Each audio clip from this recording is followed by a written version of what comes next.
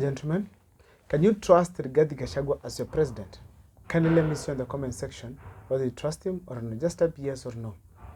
Now, on this video here today, I want to dissect on the topic on why I feel personally that as Kenyans we can't trust Rigathi Gachagua. But before I do so, if this is the first time you're watching my videos, please make sure that you subscribe, like, and comment because that is the best support you can always give this channel. Let me dive into the topic today. Now, Rigathi Gachagua has been a deputy president for 2 years. Now, if he's impeached, to be exactly 2 years and he's gone.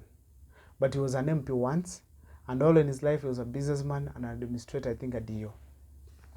He has not had serious things that have happened in this country that you can judge him from experience or maybe a track record. But we all have as an experience of him being the deputy president, where his scope was huge, and he had time to convince us Kenyans that he's the right leader for this country. First of all, let me start by saying that being a deputy president put you in a position to be the president next in future. See, Kalonzo Musyoka, he has always been fighting to be president because he believes he was once a vice president. He has the capability to be the president. Look at leaders who have been vice president. Say George Saitoti, Wamalo. I mean, all these leaders always want to be president because at some point they had tested being president. Look at even Mudavadi himself. They have tested being deputy president. I mean, vice president actually, during the old constitution. So therefore, in this case here, Rigathi Gachagua had a huge scope to make himself a better leader or even make himself accepted by Kenyans to become a leader in this country.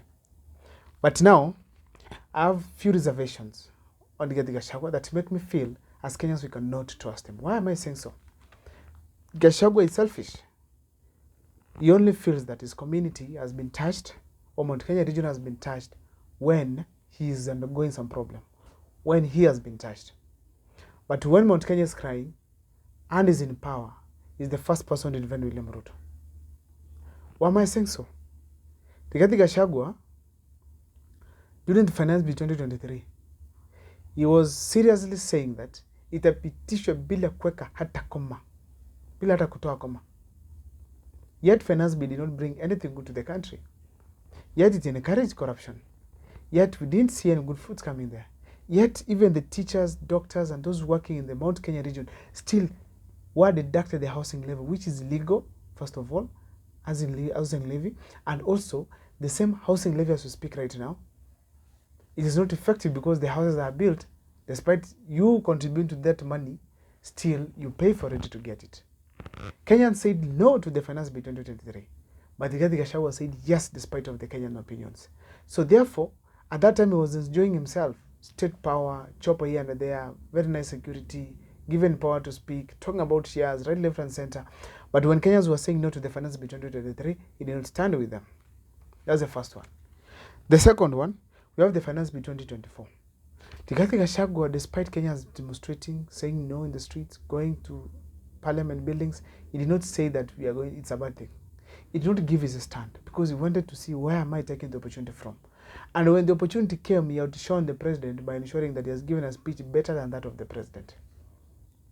Unopportunistic. So we can't trust him because he did not give his position before even the finance bill was withdrawn by the president. Instead, he kept aside and allowed Kenyans first to fight, die without taking action as a leader. Go to the issues to do the Adani deal.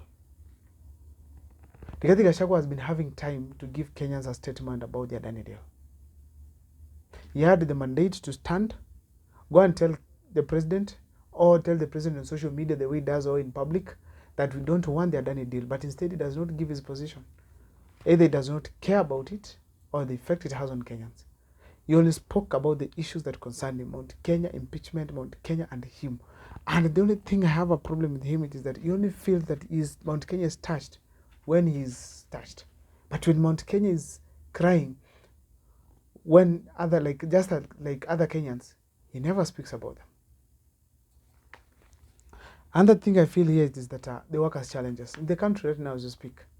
Kenyans, right, left, and center, they have been going on strike. Be it teachers, talk about doctors, talk about lecturers. But Rigathi Gachagua does not talk about that. He does not even ask the government to do anything. He does not even ask the minister. He does not even ask William Ruto on TV. He does not even call the doctors in and have a meeting with them to know whether there's a problem in the experience that he can help. He only talks about Mount Kenya, and he talks about Mount Kenya on the issues that affect him, what he can benefit from. The reason as to why I'm referring to him being touched, that's when Mount Kenya has been touched, it's because there's this old system where we have a scenario where if a president comes from Kisii, then the Kisii is in government and Kisii is okay. If a person is a minister, then a certain community is okay. That is not the case. We need to have, if you are a leader, Kenya is benefiting and the people of the region are getting development. But instead, Rigathi Gachagua, despite the stalled projects that Morara exposed, be it memorial roads, be it schools, be it electricity stuff, be it water issues, he has never talked about that. Instead, he talks about unity because he knows when the mountain is united, he gets the power as their leader to bargain for more tenders, powers in the government. Another thing I want to talk about here is that Rigathi Gachagua was given some roles under his docket, under his ministry, under his office. One of them, Nairobi River. As we speak, nothing whatsoever has been done, nothing serious there, and Rigathi Gachagua has been constantly moving across the country, not championing for any form of development. I can't say that Rigathi Gachagua is a bad leader, but I can't trust him because when he had a chance to talk about or handle some of these things, he didn't know what to do. Nairobi River is dirty, and so many things are happening there. We needed that place cleaned, but we didn't see efforts of him in Nairobi. Nairobi goes there to fight Sakaja and some of the policies that are being put in place. But on the roles that are under his office, there's nothing significant that he has done. Let's go back to Mount Kenya. He was assigned the role of coffee, milk, tea, and other cash crops from that region. As we speak right now, reforms have not been implemented. He told us that there is a bill in parliament, but yet there are things that can be done from the administration perspective. But nothing has happened. Farmers are still crying. 2 years down the line. Yet he said in 3 months we're going to kill or finish all those cartels. Where are they right now? So therefore, Rigathi Gachagua cannot be trusted because he only does what benefits him. When he's being impeached, he expected Kenyans to support him. But how can they support him while when they were suffering, he did not come to support them? Another thing I want to say here, it is that Rigathi Gachagua, when he realized that he was going to be impeached, he went for Uhuru Kenyatta. But when he knew he had the absolute power of the mountain, he attacked Uhuru Kenyatta. During all this time, even when Uhuru Kenyatta was harmless, they have been given the sword. They have won the presidency. Still, he went ahead to attack him, blaming him each and every rally he goes, that they left empty coffers, they stole this money, we can't do this. They did this and that, we can't do this. That happens so frequently to an extent that now until Kenya said enough is enough, until leaders from the region actually started saying, let's stop blaming Uhuru Kenyatta anymore. So therefore, it is very clear that from my perspective, I don't trust Rigathi Gachagua on the basis that he only champions what benefits him. Right now, I had him speak on such a media station saying that he wants to see whether the people of Mount Kenya are watching whether their son is going to be what and what out of office. I personally say there are things that it deserves a proper channel of, it deserves justice before getting out of power. Let him be removed out of power, out of confirmed allegations that indeed he did this and that. But of course, there are some that are clear like tribalism, that one we can't cut it out. But now Rigathi Gachagua as a man, he only champions what benefits him. When we talk of domestic travels as a country, the government cutting down its expenditure on travels, Rigathi Gachagua is constantly in motion every weekend. When we say let's get politics out of charge, Rigathi Gachagua politics in charge.